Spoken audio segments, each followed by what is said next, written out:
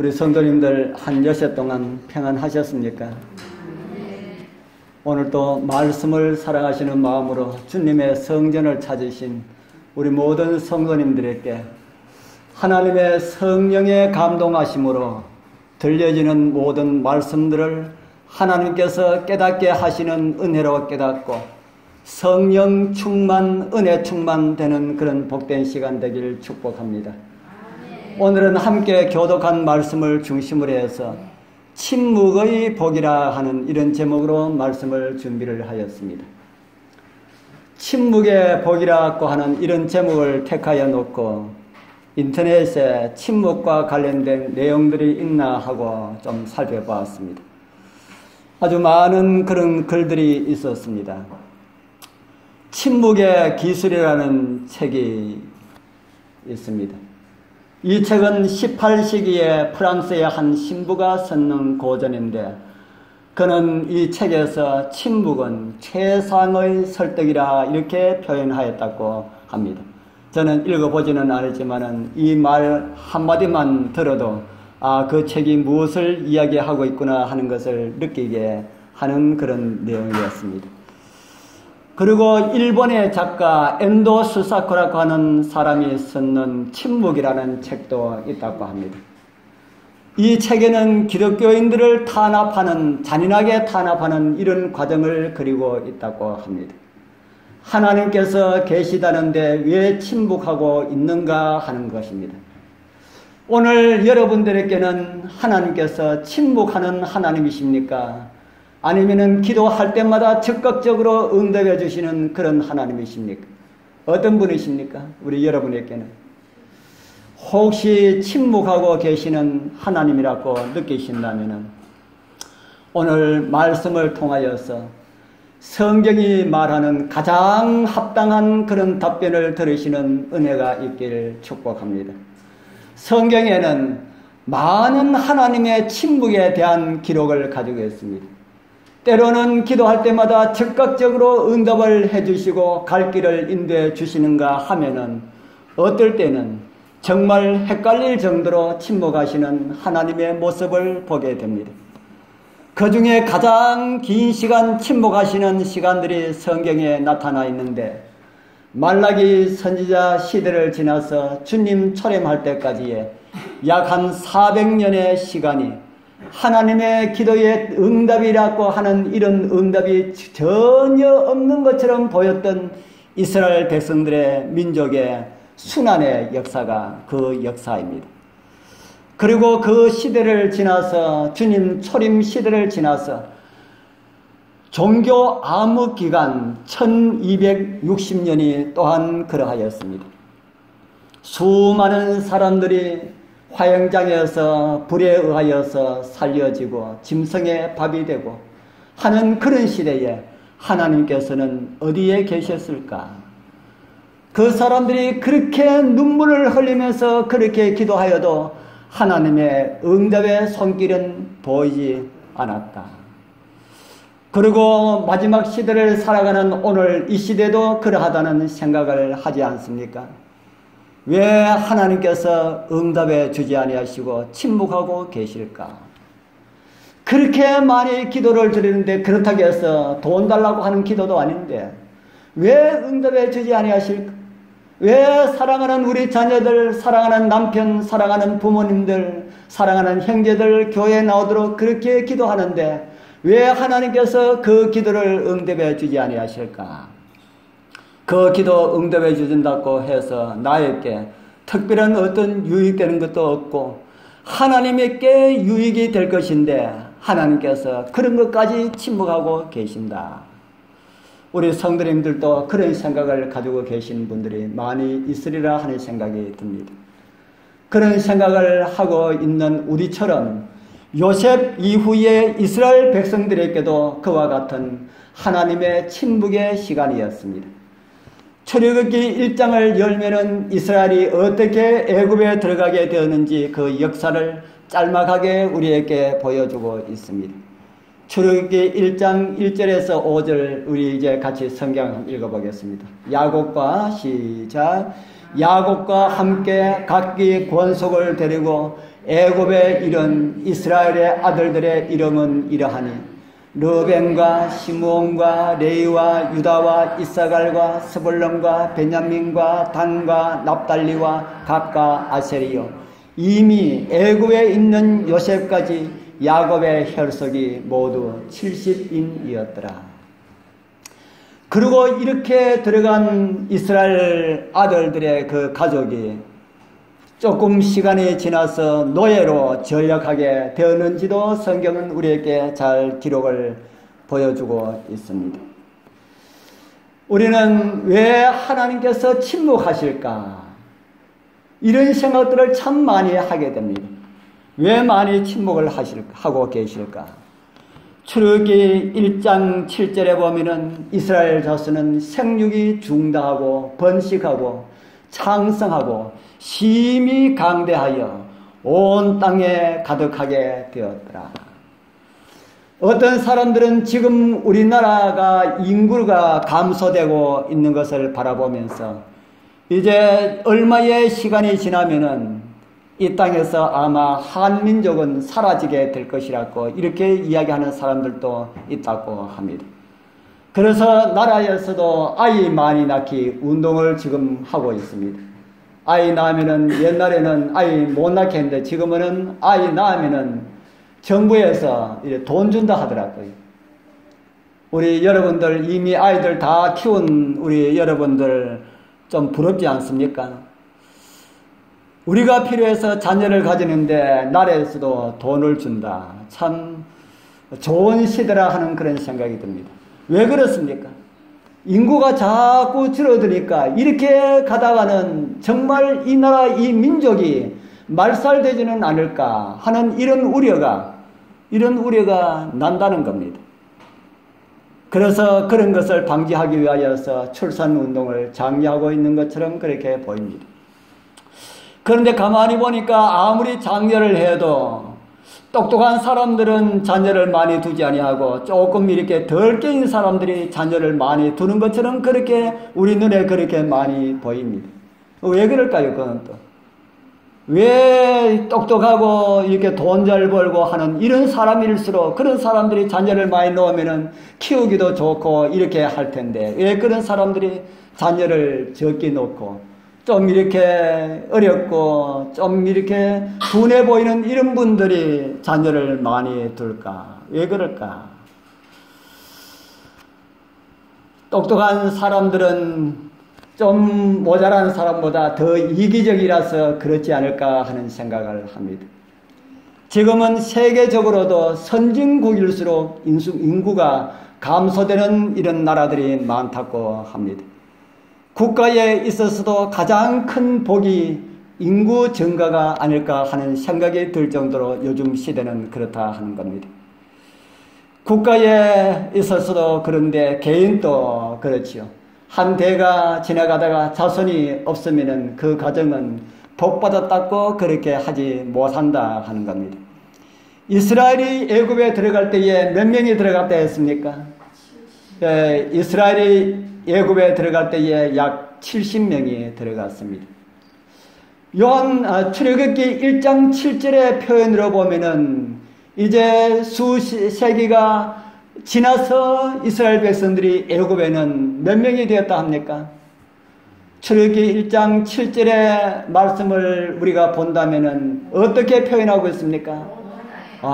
온 땅에 가득하게 되었다. 얼마나 많이 인구가 불어나서 이렇게 표현을 했을까? 물론 람셋이라고 하는 그 지역에 분산되어 있었던 이스라엘 백성들이 오나가나 다 이스라엘 백성들이기 때문에 그렇게 하지는 않았을까 하는 이런 생각도 하게 됩니다만은 우리 출애굽할 때에 몇 명이 나왔다 그랬습니까? 출애굽할 때에 약 60만 명이 나왔는데 많은 성경학자들이 그 숫자는 어떤 사람의 숫자라 그럽니까? 장전. 이스라엘 백성들이 사람 수를 세리면은 20살 밑으로는 세리지 않습니다. 50 이상은 세리지 않습니다. 그래서 이스라엘 백성들이 한 사람 두 사람 세릴 때는 20살에서 50살까지, 그것도 여자는 세리지 않고 남자만 20살 이상에서 50살까지만 한 사람 두 사람 이렇게 세리는데, 바로 60만이 되는 그 사람들은 20세 이상 50세 밑으로의 남자들일 것이다. 그렇게 이야기를 합니다. 그러면은 출애굽할 때에 나온 사람들은 아이들, 어른들, 할아버지, 할머니 할 것 없이 다 친다면은 적어도 200만에서 250만은 되었을 것이다 합니다. 많습니까? 지금 부산 인구가 얼마나 됩니까? 200만입니까? 부산 인구만큼 된다. 부산 인구가 다 보따리 싸가지고 밖에 나왔다 생각하십시오. 많겠습니까? 엄청나게 많을 겁니다. 이스라엘 백성들이, 아브라함이 이제 이스라엘이 애굽에 들어가서 살면서 그 우리 성경에 나타난 그 족보를 자세히 살펴보면은 야곱에서부터 짧게 내려가지 않는 대수는 4대가 내려갔습니다. 4대. 레위 지파 중에 아론 족속이 야곱의 아들부터 레위로부터 4대, 야곱으로부터 4대가 아니라 레위로부터 4대가 됩니다. 레위는 그핫을 낳고 그핫은 아므람을 낳고 아므람은 아론과 모세를 낳으니, 그러니까 몇 대입니까? 4대입니다. 그런데 가장 많이 번성된 가족에는 한 지파가, 아주 돋보이는 지파가 있는데 어느 지파인가 하면은 에브라임 지파입니다. 이 에브라임 지파는 에브라임에서부터 여호수아까지 10대가 내려갔습니다. 역대상 7장 23절에서 27절에 기록된 말씀입니다. 제가 에브라임, 그 다음에 브리아 1번, 2번, 3번, 4번 다 이렇게 매겨놨습니다. 에브라임의 아들은 브리아하고 그 손자는 레셉이고, 4대손은 벨라고, 5대손은 다한이고, 6대손은 나딘이요, 7대손은 암미훗이요, 8대손은 엘리사마요, 9대손은 눈이요, 10대손은 여호수아였다. 에브라임은 요셉의 아들이기 때문에 요셉부터 시작하면 11대가 되었다. 이스라엘이 애굽에 체류한 지가 몇 년이나 되었을까요? 이스라엘이 애굽에 체류한 지 몇 년이나 되었을까? 모세는 출애굽의 사건을 기록하면서 이런 말씀을 기록을 하고 있습니다. 출애굽기 12장 40절에서 41절입니다. 같이 한번 읽어보겠습니다. 이스라엘, 시작. 이스라엘 자손이 애굽에 거주한 지 430년이라. 430년이 마치는 그날에 여호와의 군대가 다 애굽 땅에서 나왔은즉. 애굽에 간 지 몇 년이나 되었다 합니까? 430년이다. 그런데 이곳에 나오는 430년도 대부분의 신학자들은 말하기를 아브라함부터 계산해서 430년이다. 그렇게 이야기합니다. 우리 여러분들은 우리 그렇게 생각 안 하셨지요? 일반 성도들은 그냥 성경을 그냥 그대로 쭉쭉 읽기 때문에 그렇게 생각하지 않습니다. 수많은 신학자들은, 성경을 깊이 살펴보는 신학자들은 성경 대수들을 다 이렇게 조사를 해서 해보니까 아브라함부터 모세 시대까지 430년이었다. 그렇게 말을 합니다.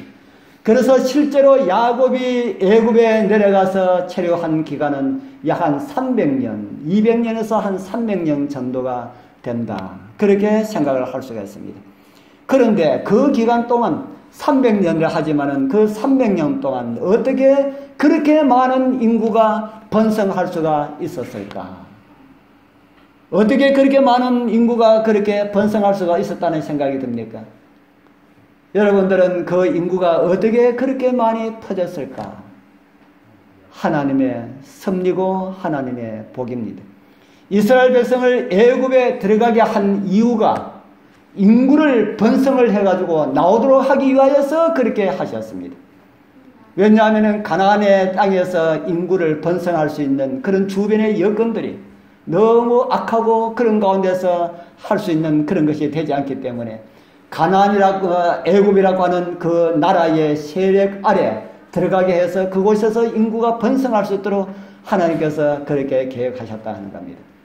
그래서 하나님께서 이스라엘 백성에게 복을 주셨다. 침묵 가운데서도 하나님께서는 복을 주셨다 하는 겁니다. 우리 살아가는 성도님들, 여러분들의 삶 속에 하나님께서 침묵하실 때가 있었습니까? 하나님께서 뭘 하고 계시는가? 아까 말씀드린 것처럼 이렇게 기도해도 하나님의 응답은 보이지 않고 하나님께서는 아무 말도 하지 아니하시고 그렇게 침묵만 하고 계시는데 왜 하나님은 침묵하고 계실까? 하나님께서 계신다면 이런 것을 이렇게 두고 보고만 계실까? 하나님은 왜 침묵하고 계시지? 이런 의문들이 일어날 때가 있었다 하는 겁니다. 그럴 때마다 침묵하지 않으시는 하나님의 손길을 여러분들도 한번 세어보시게 되기를 바랍니다. 하나님께서 그 침묵이라고 했던 그 기간 동안에 나에게 주신 복들은 어떤 것이 있었는지 한번 살펴보시라 하는 겁니다. 하나님께서는 야곱에게 아주 많이 나타났습니다. 아버지에게 거짓말하고 형을 속이고 도망갈 때 자기 생명을 위하여서 도망갈 때에 그때도 하나님께서 나타나셨습니다. 개나리 보찜 밀고 다 버림을 아버지에게도 형에게도 가족에게도 버림을 받았다고 생각하고 개나리 보찜 밀고 그렇게 광야에서 돌비기 하나 비고 그렇게 잠을 잤는데 꿈속에 하나님께서 나타나지 않았습니까? 그리고 하나님께서는 야곱에게 참 많이 나타나서 이렇게 야곱을 가르쳐 주셨습니다. 외삼촌 집에 가서 외삼촌의 재물을 뺏고자 하는 이런 마음이 야곱의 마음에 일어났습니다. 저나 여러분과 똑같은 그런 마음입니다. 재물을 모으기 위하여서는 우리 외삼촌의 재물을 조금이라도 어떻게 내 것으로 만들지 않으면 나는 어떻게 외삼촌처럼 그렇게 일어설 수가 있을까? 그런 가운데 자기가 수단과 방법을 다 동원해서 외삼촌의 재물을 뺏기 위하여서 그렇게 할 때도 그렇게 나쁜 마음을 갖고 있을 때도 하나님께서 야곱에게 나타났습니다. 야곱에게 꿈에 나타나서 내 헛짓하지 마라. 내가 너의 재산을 불어주겠다 하고 이렇게 나타나셨다 하는 겁니다. 계속해서 하나님께서 야곱에게 나타나셨는데 아주 마지막으로 극적인 순간이 있습니다. 아들들이 양을 치고 돌아와서는 아버지 요셉이 요셉의 악한 짐승에게 죽은 것 같습니다 하고 요셉의 옷을 형들이 양피에 적셔가지고 아버지한테 왔지 않습니까? 그것을 보여줄 때에 아버지는 절망감 가운데 들었습니다. 아이고 이제는 나는 다 살았다. 여러분들도 그렇지 않겠습니까? 자식들인데 가장 사랑하고 가장 믿었고 가장 똑똑하고 가장 하나님 잘 섬기던 그런 아들이 밖에 나가서 짐승에게 잡아먹겠다는 이야기 듣고 야곱은 그 자리에 주저앉아가지고 대성통곡했을 것입니다. 그때 하나님께서 나타나셔가지고 아니야 요셉 살아있어. 한마디만 해주셨다면 요셉이 얼마나 기쁨으로 살았겠습니까? 그런데 그럴 때에 하나님은 침묵하셨다 하는 겁니다. 하나님께서 야곱에게 왜 침묵하셨습니까? 하나님께서 야곱에게 침묵하시는 동안 하나님은 누구를 인도하고 계셨습니까? 하나님은 야곱이 그렇게 원하던 요셉을 인도하고 계셨습니다. 요셉이 애굽에 팔려가서 요셉의 일생을 하나님께서는 요셉과 함께 하면서 야곱이 기도하면은 그렇게 되기를 바랐던 그 야곱의 기도를 응답하기 위하여서 하나님은 요셉을 그렇게 인도를 하고 계셨다 하는 겁니다. 오늘 여러분들의 기도에 하나님께서 침묵하고 계신다면은 틀림없이 하나님께서는 또 다른 복을 예비하고 계신다는 사실을 믿게 되길 바랍니다. 그리고 그 침묵 가운데 베풀어 주신 하나님의 은혜를 생각하게 되길 바랍니다. 어떤 이들에게는 건강의 복을 주셨을 것이고 그렇지 못한 이들에게는 또 다른 복을 틀림없이 하나님께서 주셨을 것입니다. 이스라엘 자손들처럼 자손의 복을 주셨을 가정도 있을 줄 믿습니다. 그것도 아니면은 우리를 인도하사 이 귀한 영생의 소망 중에 살아가게 하신 아름다운 복도 있다는 것을 잊지 말기를 바랍니다. 다른 사람들은 기도에 응답을 잘해주는데 이런 생각을 갖고 계시는 우리 성도님들이 있지요. 그러나 바로 그 순간에도 왜 나의 기도는 응답해 주지 않지? 이렇게 하는 그 순간에서도 하나님의 사랑의 손길로 우리 하나님께서는 우리에게 복을 주고 계시는 그런 시간임을 잊지 말자 하는 겁니다. 그리고 주님 주신 복을 헤아려 보시고 그 주신 복을 인하여서 감사하는 그런 시간을 많이 가지게 되길 축복합니다. 이제 다음에 또 하나 드리고 싶은 것은 학대 가운데서도 하나님께서는 복을 주고 계신다 하는 사실입니다. 야곱의 자손이 당하는 학대와 관련하여서 애굽의 정치적인 변화를 성경은 이렇게 기록하고 있습니다. 출애굽기는 요셉을 알지 못하는 새 왕이 일어나서 애굽을 다스리니, 제가 이 말씀을 여러 번 드린 그런 기억이 있습니다. 애굽을 구한 애굽 역사 전무후무하였던 총리 요셉을 모르는 왕이 일어났다. 그 왕은 어떤 왕일까? 아마도 요셉을 모른다는 말보다 요셉을 인정하지 않는 왕이라고 하는 그런 의미가 더 정확한 성경의 의미가 있다 하는 그런 생각을 가집니다. 사단도 구속의 역사를 알고 있을까요? 사단도 구속의 역사를 알고 있을까? 아담과 하와가 구속의 경륜을 선포하실 때에 그 자리에 누구도 있었습니까? 아담과 하와가 구속의 경륜을 선포하실 때에 그 자리에 아담도 있었고 하와도 있었고 또 누구도 있었습니까? 뱀이지만 이곳에 나오는 뱀이 아니라 사단이 있었습니다. 뱀으로 상징된 사단이 그곳에 있었습니다. 창세기 3장 16절은 구속의 경륜을 우리에게 가르쳐주는 그런 내용입니다. 그런데 오늘날 이 창세기 3장 15절에 나타난 이 구속의 경륜을 이해하지 못하는 많은 분들이 있습니다. 제가 지난 금요일 날입니까? 이 구속의 경륜을 이해하지 못한 장로교의 한 목사님을 만나서 이야기한 그 내용을 우리 여러분들 들으셨죠. 제가 오래전에 들은 그런 이야기인데 우리 청년과 장로교 목사님을 이렇게 같이 만나가지고 성경 이야기하다가 우리 둘이 이야기하지 말고 사람들도 모아놓고 이야기하자 해가지고 그럽시다 했는데, 그래서 우리 청년이 우리 교회 성도님들 대명인지 한 10명인지 이렇게 데리고 같이 갔더니만은 우리 목사님은 장로교회 성도님들 방에 한바닥 가득 이렇게 채워놨다 합니다. 그래서 성도들에게 안식교 이단에 대해서 아주 확실하게 분명하게 가르쳐 줘야 되겠다 하고 그렇게 했는데, 그날 목사님이 우리 청년에게 아주 완전하게 깨어져 버렸습니다.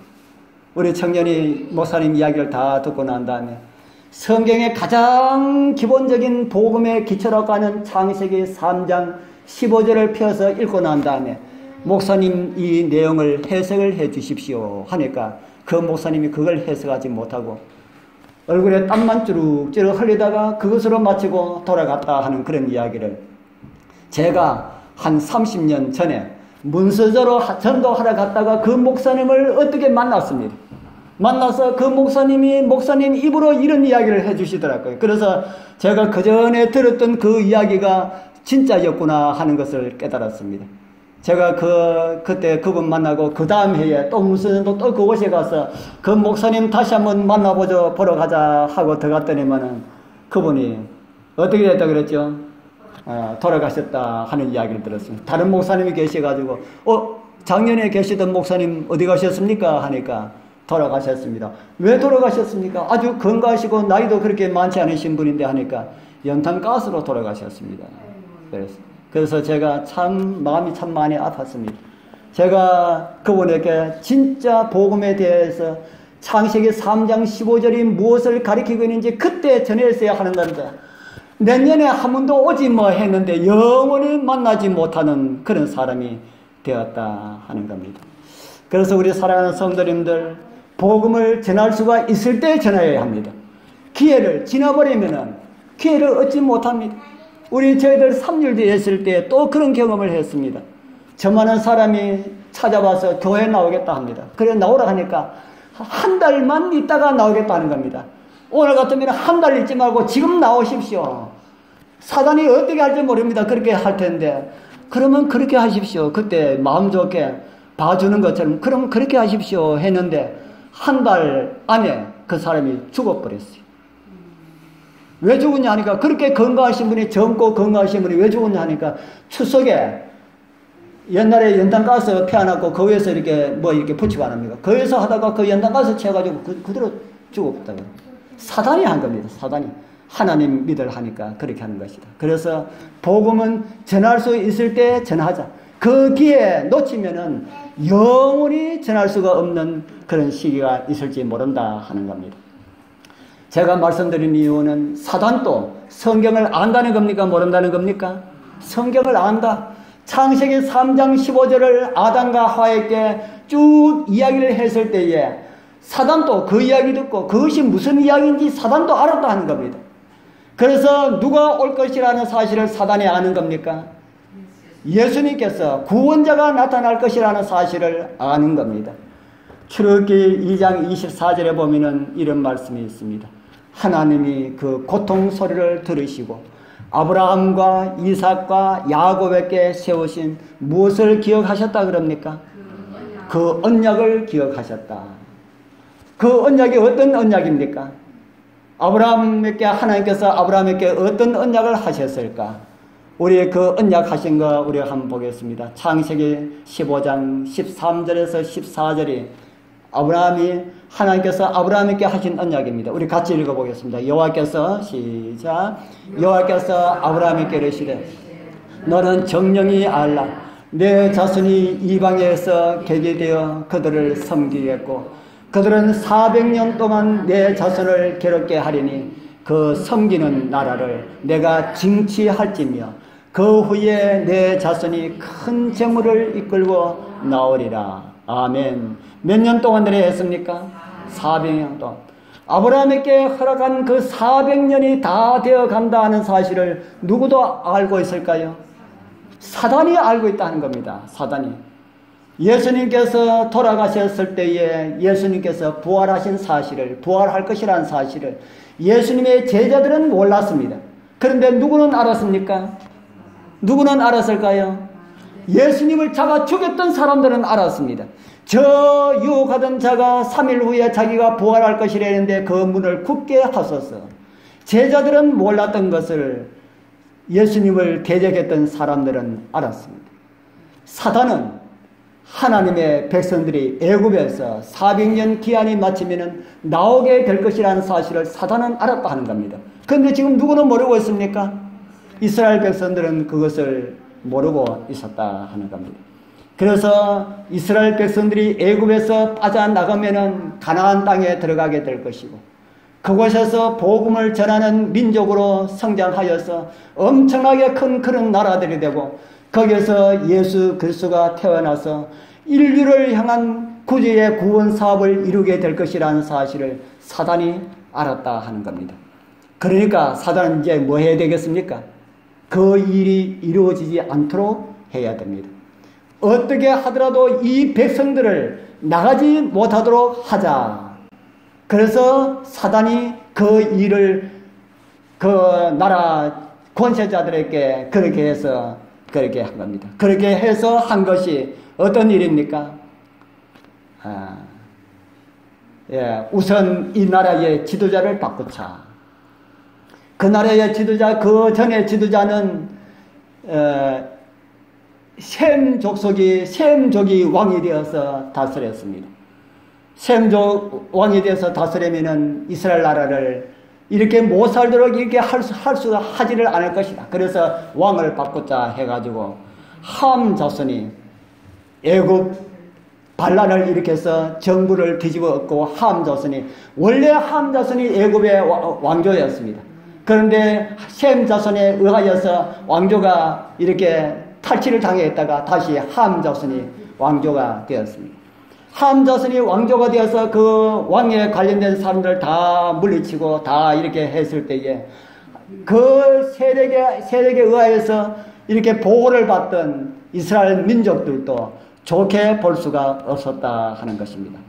그래서 요셉을 알지 못했던 왕이 일어났다 하는 것은 바로 그런 내용이었음을 성경은 우리에게 가르쳐 주고 있습니다.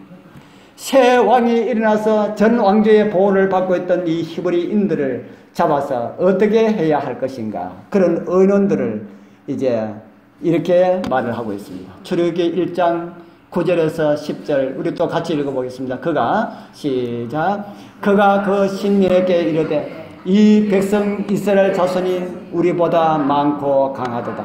자, 우리가 그들에게 대하여 지혜롭게 하자. 두렵건대 그들이 더 많게 되면은 전쟁이 일어날 때에 우리 대적과 합하여 우리와 싸우고 이 땅에서 갈까 하노라 하고, 여기서 사단의 심보를 한번 자세하게 한번 살펴보기를 바랍니다. 그들은 이스라엘이 어떻게 되는 것을 원하지 않았습니까? 어떻게 되는 것을 원하지 않았습니까? 그들은 우리보다 더 많게 되는 것을 원하지 않았습니다. 그리고 한 가지 걱정을 하였습니다. 어떤 걱정을 했습니까? 전쟁이 일어나면은 우리 대적과 합하여서 우리와 싸우게 될 것이다. 또 어떻게 할까, 어떻게 하는 것을 이야기합니까? 이 땅에서 갈까 하노라. 사단이 하는 일입니다. 사단은 이스라엘 백성들이 가는 것을 원하지 않았습니다. 이스라엘 백성들은 가야만 됐는데, 이스라엘 백성들은 애굽을 떠나야만 됐는데, 사단은 이스라엘 백성들이 떠난 것을 원하지 않았습니다. 그래서 고안한 것이 이스라엘인들을 노예로 삼아서 평생 동안 노예 일을 시키다가 멸족되는 것을 그렇게 바라기를 사단은 원하였습니다. 그런 역사가 지난 약 한 3,500년이 흐르는 그런 시간 속에서 일어났고 우리는 그 이후에 살고 있습니다. 오늘 사단은 또다시 그런 일들을 우리에게 하고 있습니다. 국가의 위정자들이 하나님을 두려워하지 않는 사람들로 세월했고 지금 하고 있습니다. 우리 여러분들은 선거 때마다 하나님이시여 정말 하나님께서 세우시기를 원하는 그런 지도자가 세움을 있게 하여 주옵소서, 그렇게 기도하여야 할 것입니다. 정말 하나님을 두려워하는 사람들이 세워지게 해달라고 그렇게 기도하여야 할 것입니다. 제가 보니까 우리 지금 미국의 오바마 대통령은 하나님을 별로 두려워하지 않는 사람 같아요. 그래서 우리 정교사님은 그전에는 그런 말 안 하더만 나는 오바마 싫다 그래요. 왜 싫나 그러니까 어떻게 대통령이 미국 같은 나라에서 그 기독교 국가에서 그런 말을 하고 그렇게 하는 이야기를 듣습니다. 이 나라에 이제 내년에 대통령 선거인데 우리 성도들은 아이고 누가 좋다 누가 나쁘다 이런 말은 하지 마시고 진짜 하나님을 경외하고 하나님을 두려워하는 사람이 대통령이 되게 해 주옵소서, 그렇게 기도하여야 할 것입니다. 하나님께서 사단은 세상의 권세자들이 하나님을 두려워하지 않는 사람들이 정권을 잡는 것을 사단은 그렇게 원하고 있습니다. 그래야만이 백성들을 이렇게 마음대로 이렇게 자유롭게, 자유가 아닌 자유를 주어가지고 남자끼리도 결혼하고 여자끼리도 결혼하고 앞으로 모르겠습니다만 사람하고 짐승하고도 결혼하는 것을 허용해 달라고 하는 그런 시대도 일어나지 않을까 하는 그런 힘이 우리가 되는 그런 생각도 가지게 됩니다. 그래서 우리는 나라의 지도자를 위하여서 기도하여야 할 것입니다. 그리고 사단은 하나님의 백성의 증거를 막으려고 합니다. 하나님의 백성들이 이렇게 증거되지 못하도록 그렇게 하고 있다 하는 겁니다. 사실 우리가 교회에 들어와서 하나님을 알고 나면은 이렇게 생각해 보면은 사실 교회는 전도하지 않아도 사람들이 막 밀려 들어와서 교회에 차고 넘치도록 이렇게 되어야만이 그게 진짜 정상이 아닐까, 저는 어떨 때 그런 생각이 듭니다. 이렇게 좋은 신앙생활을 왜 사람들은 하지 않을까? 그래서 사람들이 그렇게 몰려들지 않는 것이 기적 중에 기적이다 하고 저는 그렇게 생각합니다. 여러분들은 신앙을 하는 것이 좋아서 합니까? 아니면 지옥이 두려워서 합니까? 우리 재림 성도들은 지옥이 무서워서 신앙하시는 분들은 아마 한 사람도 없다는 그런 생각을 합니다. 여러분들 신앙이 좋아서 하는 것 아닙니까? 저는 진짜 신앙이 좋아서 합니다. 천국도 좋고 예수님도 좋고 다 좋지만 신앙생활 하는 것 그 자체가 진짜 좋더라. 내 삶에 유익이 있고 활력이 있고 또 사람답게 살아가게 되고 더 행복한 그런 생활을 하게 되고 이렇게 좋은 것을 더 많은 사람들이 해야 되는데 사단은 하나님 백성들이 증가되지 못하도록 막기 위하여서 노력하고 있기 때문에 교회에 사람들이 들어오지 않는다 하는 겁니다. 그렇기 때문에 자연적인 증가는 힘이 들기 때문에 뭐라고 합니까? 교회에서 자꾸 뭐 하자 그러지 않습니까? 뭐라 그럽니까? 전도. 자연적으로 증가하는 거는 이거는 이제는 불가능하다. 사단이 모노게 교회 문을 딱 막고 있기 때문에 하나님을 먼저 믿은 백성들이 다른 사람들 가서 예수 믿으시오 하고 이렇게 데리고 와야만이 그렇게 된다. 그래야만이 증가가 된다 하는 겁니다.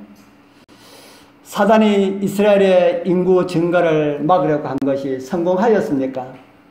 여러 가지 방법을 동원하였지만 성공하지 못하였습니다.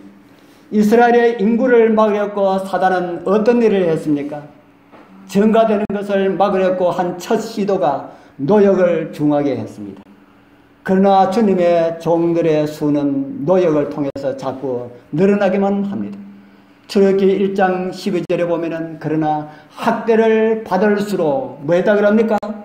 더욱 번성하고 창성하니. 이 말씀이 무슨 말씀인가 하면은 학대를 한 것은 이스라엘 백성들이 증가하지 못하도록 어렵고 힘들게 만들어 놓으면 자녀 안 낳는다 하는 겁니다. 그래서 학대를 하고 했는데 이스라엘 백성들은 어떤 민족인지 학대를 받으면 받을수록 더욱 번성하고 더 창성했다.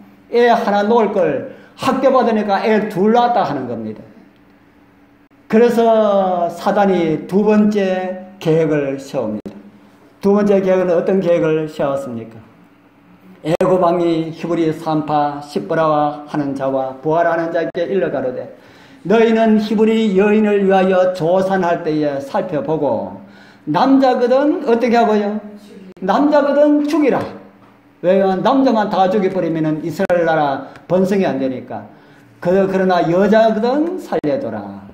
이런 계획도 먹혀 들어갔습니까? 이렇게 했는데 애굽의 산파들이 이스라엘 나라 산파가 아니고 애굽 나라 산파들한테 그렇게 이야기를 해야 되죠. 이스라엘 나라 산파들한테 그렇게 하면은 그 왕 말을 듣겠습니까? 애굽 산파한테 그렇게 했는데 성경에 보면은 애굽 산파들이 하나님을 두려워하는 사람들이었다. 그래서 왕의 명령을 순종하지 않았다 하는 겁니다. 그러니까 이제는 안 되니까 어떻게 했습니까? 이제는 남자를 낳으면은 무조건 하고 산파한테 맡기지 말고 부모들이 죽여라. 저 나일강에 가서 다 빠져서 다 죽여라. 그러면 그 일이 성공했을까요? 아마 그 일이 성공했다면은 이스라엘 백성들이 애굽에서 나올 때에 60만이라고 하는 그 숫자가 없었을 것이다 하는 생각이 듭니다. 출애굽할 때에 60만에 속하는 수많은 사람들이 한번 보십시오. 모세가 태어나서 가나안 땅에 가서 몇 년 살았습니까? 모세가 태어나서 왕궁에서 살다가 그곳에서 쫓겨나서 왕궁에 저 가나안 땅에 저 광야에 가서 몇 년 살았습니까? 예. 왕궁에서 몇 년 살고요? 40년. 그 광야에 가서 40년. 합 몇 년요? 80년. 80년 이상이나 아이를 죽이는 그 일을 했단 말입니다. 그 일을 했는데 그 일이 성공되었으면은 적어도 몇 살 아래는 없습니까? 적어도 80 아래는 없을 것인데 이스라엘 인구가 멸종 위기에 놓였을 것인데 그렇지 않았다 하는 겁니다. 20에서 50까지가 몇 명이었다고요? 60만이 다 그 가운데서 태어난 사람들이었다 하는 겁니다. 사단은 그렇게 했지만은 결코 하나님의 백성의 증가를 막을 수가 없었다 하는 겁니다. 오늘날도 사단은 이 재림의 시기에 사단은 어떻게 하면은 하나님 백성들이 증가하지 않게 될까 하는 것을 사단은 그렇게 노력하고 있습니다. 그래서 사람들로 하여금 피곤하게 만듭니다. 피곤하니까 전도하자 그래도 피곤하니까 아이고 귀찮다 하는 마음이 들지요. 저도 그래요. 피곤하고 힘들 때 우리 장로님 오늘 전도지 보면 안 갑니까? 그렇게 이야기하면 아이고 힘드는데 하는 생각이 저도 든다 이 말입니다. 그런데 여러분들도 똑같은 마찬가지로 그렇게 든다 하는 겁니다. 사단은 종말의 때가 가까이 가면 가까이 갈수록 사람들로 하여금 자꾸 더 피곤하게 만듭니다. 힘들게 만듭니다. 일이 힘들고 피곤하고 이렇게 해야만이 뭐 안 해요? 전도 안 하거든. 자꾸 그렇게 힘들고 피곤하게 그렇게 만듭니다. 우리 사랑하는 성도님들, 매일의 삶이 피곤하고 힘들지 않습니까?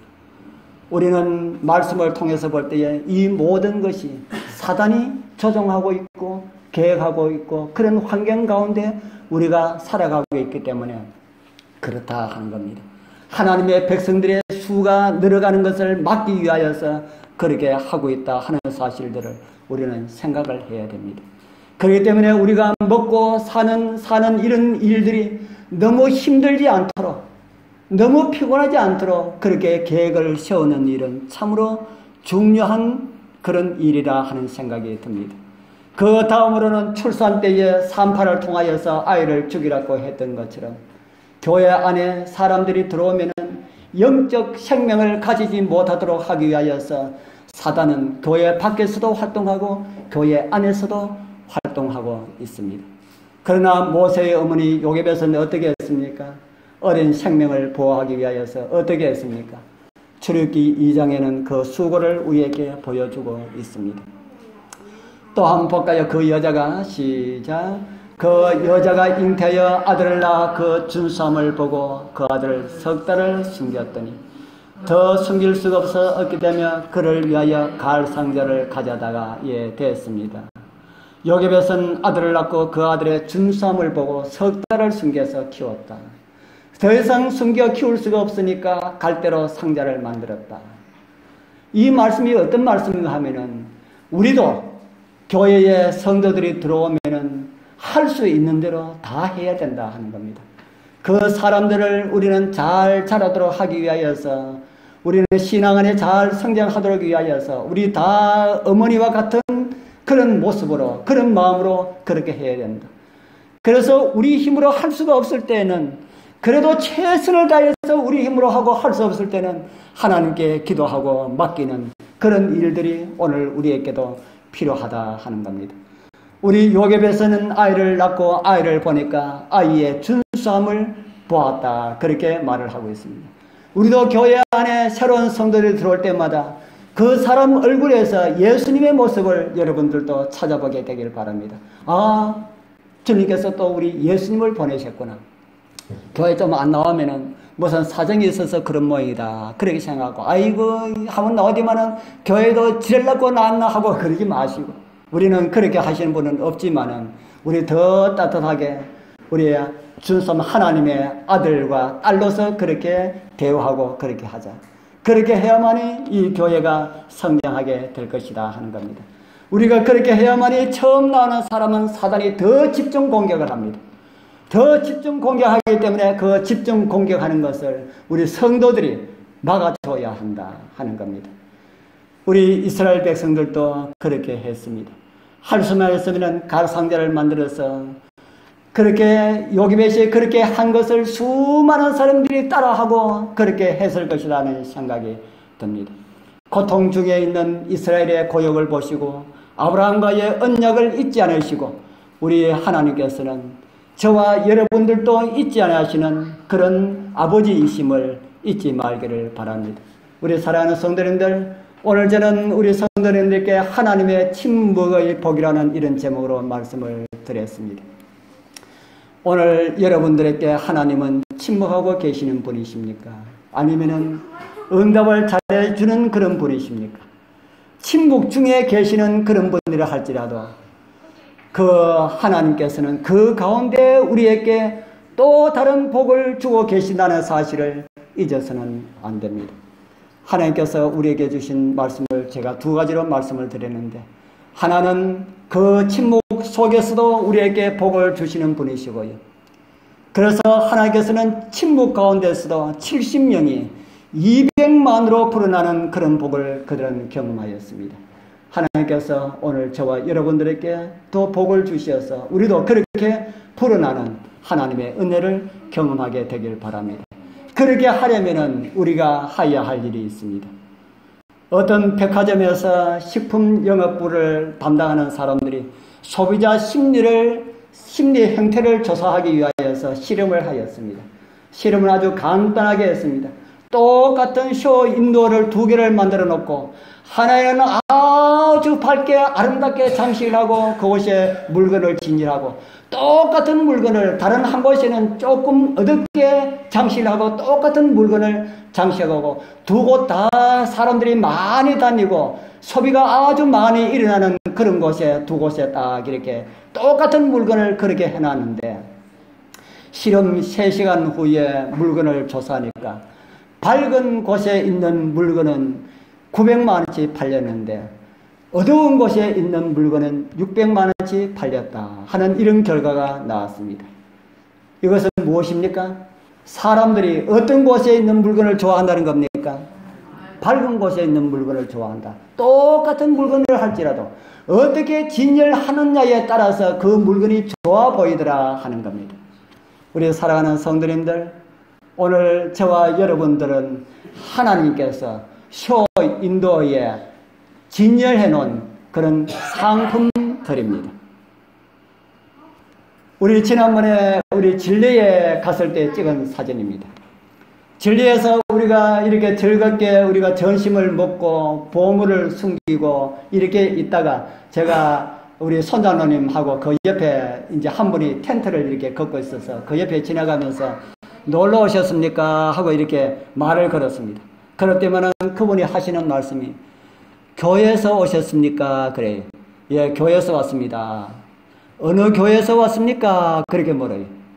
그래서 장류교회에서 왔습니다 하니까 장류교회가 어디 있습니까? 그래요.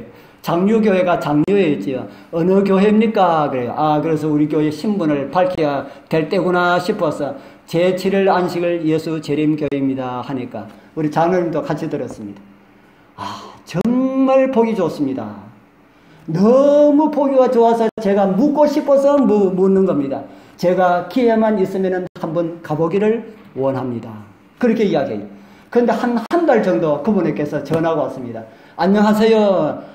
제가 그분 폰 번호를 적어가지고 진례숲하고 제가 이름은 모르기 때문에 진례숲 이렇게 적어놨습니다. 폰을 딱 보니까 진례숲이래요. 아, 그래서 그분이구나 싶어서 안녕하세요. 잘 있습니다. 어떻게 지내십니까? 하니까 안 그래도 한번 가보려고 했는데 그게 그렇게 되지 않네요. 그래서 전화를 한번 드립니다.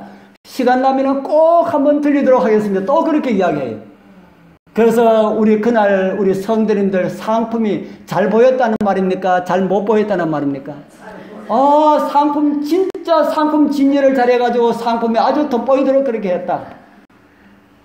우리 여러분들은 다 진열대에 놓여있는 그런 상품들입니다. 그 전구는 어디로 연결되어 있냐면 갈보리의 십자가로 연결되어 있습니다. 주님께서 그 일을 위하여서 이 땅에 종의 종으로 오셨고 섬기며 사셨고 우리 죄를 위하여서 십자가를 지시고 참혹하게 돌아가셨습니다. 그것이 우리의 꺼지지 않는 생명의 전구에 불을 붙여주기 위함이었습니다. 이제 우리 성도님들 여러분들의 표정에 따라서 이 교회의 앞날의 운명들이 결정됩니다. 교회에서는 운명이라는 말을 쓰지 않지만 밝으면은 부흥과 성장이 있고 나의 전구가 꺼지면은 침체가 있게 될 것입니다. 주님 오심이 가까워지는 이때에 여러분들의 등불을 밝히어서 환하게 비추어서 우리의 모습에서 또 다른 사람들에게 희망을 그리고 행복을 나누어주는 그런 우리의 하나님의 얼굴들이 되길 소원합니다. 그렇게 하여서 침묵 가운데서도 주님 주시는 엄청난 복을 함께 경험하는 하나님의 능력을 있게 되길 축복합니다. 기도드리겠습니다.